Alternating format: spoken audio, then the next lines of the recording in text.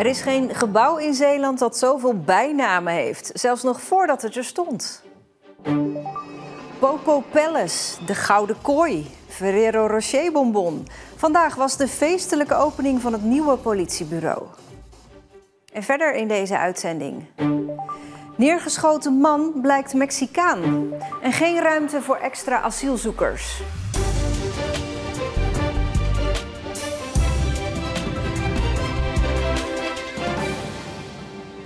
Goedenavond. Veel later dan gepland en veel duurder dan gepland werd vandaag het nieuwe gouden politiebureau van Walcheren officieel geopend. Het is inmiddels een paar maanden in gebruik, maar vandaag was de feestelijke opening. Dik 7 jaar nadat de eerste plannen bekend werden. Het is 3 juli 2017 als bekend wordt gemaakt dat de politie hier een nieuw politiebureau gaat bouwen bij het ZEP-terrein bij Middelburg. Het gebouw is bedoeld voor het basisteam Walcheren, de Zeeuwse korpsleiding, de districtsrecherche, de forensische opsporing en de dienst regionale recherche.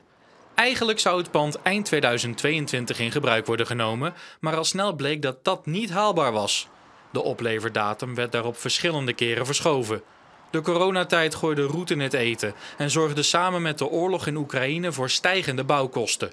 Het gebouw kostte daarom 7,5 miljoen euro meer dan eerst begroot. Totale rekening 34 miljoen euro. Het nieuwe pand kreeg vanwege de gouden gevelplaten verschillende bijnamen. Van Popo Palace, Boeddha Paleis, Gouden Kooi, het Goudklompje tot de Ferrero Rocher bonbon. Eind mei gingen de eerste agenten hier aan het werk. En bij het nieuwe bureau is verslaggever Niels Schuurbiers. Niels, nog even over die bijnamen. Wat vindt de politie daarvan? Ja, dat heb ik eerder besproken met de inmiddels vertrokken districtschef van de politie Zeeland. En die moest er eigenlijk wel om lachen. En hij hoopt dat mensen vooral positief over dit gebouw blijven praten. En ook de architect die zag er de humor wel van in. Al legde hij ook wel uit dat de kleur van de gevel verwijst naar het strand en het zand daar, maar ook de Zeeuwse akkers. Vandaag was dus de feestelijke opening en sprak ik eerder dus vandaag met waarnemend districtschef Okke van Gelderen. Want ik werk hier al een aantal jaar en ik hoorde iedere keer het bureau gaat geopend worden. Maar nou, fijn dat het nu echt zo is, want het is een fantastisch gebouw. De eerste politiemensen werken hier al sinds mei. Wat zijn de eerste ervaringen? Nou, wat vooral de ervaring is dat mensen elkaar ontmoeten, die voorheen op verschillende bureaus werkten. Je ziet gewoon veel meer interactie tussen het basisteam, tussen de recherche, met de bijzondere diensten. En dat maakt echt gewoon een heel groot verschil. Spiksplinter nieuw bureau. Heeft dit nu ook gevolgen voor bureaus in de omgeving? Nee, voor de bureaus in de omgeving heeft het geen gevolgen. Ik denk dat u doelt op Vlissingen. Het enige verschil is dat de politiemensen uit Vlissingen zich hier omkleden en dan hun werk aanvangen. Maar voorheen gingen ze vanuit het bureau in Vlissingen naar Middelburg en dan weer terug om hun dienst aan te vangen. Dus eigenlijk is het nog efficiënter ook. Maar de mensen in Middelburg die hebben natuurlijk het bureau wel uit het centrum zien vertrekken. Dat klopt. Het andere voordeel is natuurlijk wel dat je hier beter kunt parkeren en dat het makkelijker is om hier te komen. Maar zo'n groot bureau kon ik niet midden in de stad kwijt. Ja, Niels, zie je dat nou in heel de provincie gebeuren, dat politiebureaus dichtgaan? Nee, dat valt eigenlijk wel mee in Zeeland. Landelijk is in de afgelopen 5 jaar bijna een kwart van de politiebureaus gesloten. Maar in Zeeland zien we die trend niet. In Middelburg waren er natuurlijk 3 plekken waar de politie zat. Die zijn alle 3 dichtgegaan en samengevoegd in dit grote gebouw. En in Vlissingen gaan de Zeeuwen eigenlijk geen verandering merken. De politieleiding die benadrukt dat ze het belangrijker vinden dat er agenten in de buurt zijn en op straat dan dat er een bureau in de buurt is. Dankjewel, Niels. De man die zwaar gewond raakte bij een schietpartij deze maand aan de Viesodeweg in Vlissingen is een Mexicaan. Hij is 49. Bij de schietpartij kwam een 28-jarige Goesenaar om het leven. De politie tast nog in het duister wat betreft de dader of daders. De zaak kwam daarom aan de orde in opsporing verzocht. Maar er zijn nog geen tips binnengekomen. Een afsluiting van de Westerschelde-tunnel zorgde vanmorgen voor kilometerslange files. Er was een auto in brand gevlogen in de tunnel. Een omstander wist dat te blussen. Het ging om een auto met pech. Niemand raakte gewond. Op het terrein van kunstmestproducent Yara in Sluiskil is vandaag een nieuwe fabriek geopend. In het gebied dat zo groot is als een voetbalveld worden door Evides de verschillende waterstromen verzameld en gefilterd. Een deel daarvan wordt omgezet in waterstof, energie voor de fabriek. in die verschillende waterstromen, daar zitten stikstof in en allerlei nutriënten, dingen die je niet wil hebben. Yara wil alleen echt het zuivere water hebben, het H2O'tje van de scheikunde, zeg maar. En dat maakt Evides hier voor ons. En de stikstof die uit het afvalwater wordt gefilterd belandt niet meer in het kanaal, maar wordt hergebruikt. Dat was ons belangrijkste stikstoflozingspunt waar Evides nu dus samen met Yara wat aan gedaan heeft. Dus daar verminderen we de lozing van stikstof. Sterker nog, we maken van wat eerst afval was, nu een grondstof. We maken daar nieuwe korrels van en we gebruiken ook het water. De nieuwe fabriek is een van de maatregelen die Yara neemt om de CO2-uitstoot te verminderen. Geen wedstrijd tegen een profclub voor Hoek dit seizoen. In de kwalificatieronde voor het KNVB-bekertoernooi verloor de Zeeuws-Vlaamse ploeg met 2-0 van Noordwijk. Die ploeg speelt 1 klasse hoger dan Hoek. In de eerste helft is de grootste kans van de wedstrijd voor Hoek. Dit is Kevin Hebbelink met de voorzet op Silvio Hagen. Die moet eigenlijk de 1-0 binnentikken, maar dat lukt hem niet. In de tweede helft krijgt Hoek dan de deksel op de neus. Dylan Rietveld met de 1-0 uit een corner.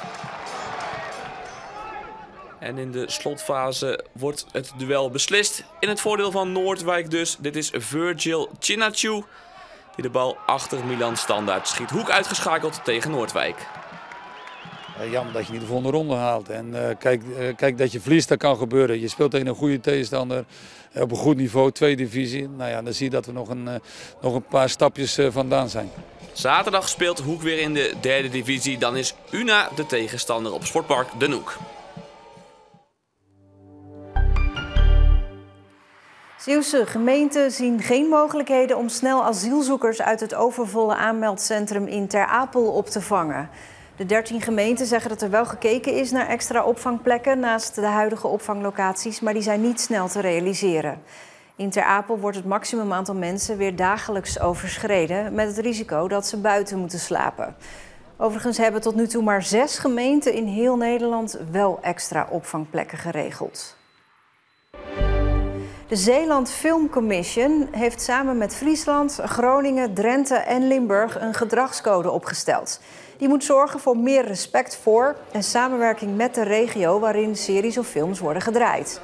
De directe aanleiding voor de gedragscode is de tv-serie over de moord op Marianne Vaatstra.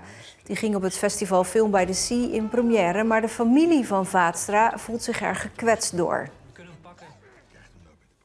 Meerdere wooncorporaties in Zeeland werken er nu een tijdje mee, wijkbeheerders. Ze zijn de ogen en oren in de wijk en zorgen ervoor dat de contacten tussen huurders en de wooncorporatie laagdrempelig zijn.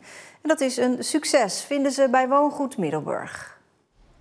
Woongoed Middelburg is als een van de eerste wooncorporaties in 2020 gestart met een proef. Toen waren we echt op zoek van, joh, hoe kunnen we nou meer in contact, in verbinding komen met onze huurders. En toen dachten we, nou, als we nou eens een wijkbeheerder per wijk aanstellen, die echt gezicht in de wijk is. Huurders kennen de wijkbeheerder en wijkbeheerder kent de huurders. Daar is het idee eigenlijk ontstaan. En zo hebben we een eerste wijkbeheerder in de wijk ingezet. Dat was een succesvolle pilot en dat hebben we verder uitgebreid over heel Middelburg. Inmiddels zijn er 5 wijkbeheerders actief die voor die verbinding moeten zorgen. Wij zijn eigenlijk de ogen en de oren in de wijk. Wij lopen proactief door de wijk, wij fietsen door de wijk, wij signaleren. Wij kijken of er bijvoorbeeld een tuin vervuild is. Maar soms dan treffen wij toch al andere zaken aan. En daar willen we wel dichtbij staan om vroegtijdig ook signalen op te vangen en ook vroegtijdig te kunnen ingrijpen als het nodig is of hulp te verlenen. En dat gebeurt altijd volgens bepaalde richtlijnen. We gaan eerst kijken wie woont daar nou eigenlijk. Is er in het verleden al een keer iets gebeurd? Heeft diegene een netwerk? We gaan natuurlijk vragen aan diegene wat de reden is waarom iets bijvoorbeeld niet onderhouden kan worden. Waarom iemand in de problemen kan zijn gekomen. En zo gaan we eigenlijk toch wat vragen stellen. En dan gaan we kijken hoe we iemand kunnen helpen. Niet iedereen is in eerste instantie blij met de aanwezigheid van de wijkbeheerders. Het is toch een inbreuk op iemands privacy als we achter de voordeur willen komen. En we spreken ook mensen aan. En ja, je kan jezelf voorstellen, als je wordt aangesproken, is dat niet altijd leuk. Maar als we bijvoorbeeld iets hebben afgesloten, we hebben iemand geholpen. Dan zijn de mensen eigenlijk over het algemeen wel ontzettend blij. Het huurderplatform Woongoed behartigt de belangen van de huurders en ontvangt over het algemeen ook positieve reacties. Wat wij terugkrijgen vanuit de huurders is niet zozeer dat zij het opvatten als controle.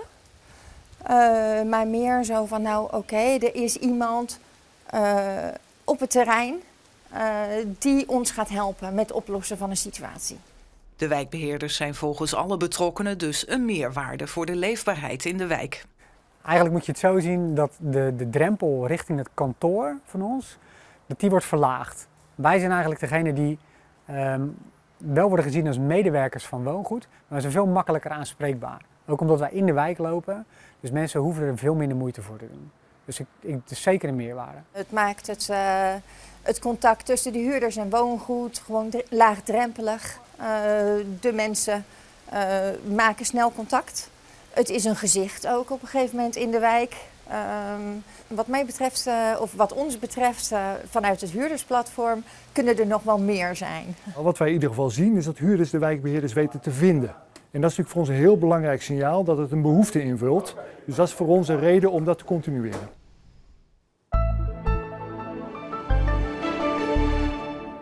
Het bleef vandaag nog lange tijd droog of bijna droog. Vanavond gaat het wel flink regenen. Deze foto kregen we binnen, begin van de middag gemaakt in de buurt van Scherpenisse. Hij raakt de grond niet, anders zou het een wind- of waterhoos zijn. En nu noemen ze dat een tuba. Morgen wordt het herfstachtig met buien. Er kan af en toe veel regen vallen en ook aardig wat wind. Meer over het weer hoor je zo meteen van John. Dit was Zeeland Nu. Fijne avond.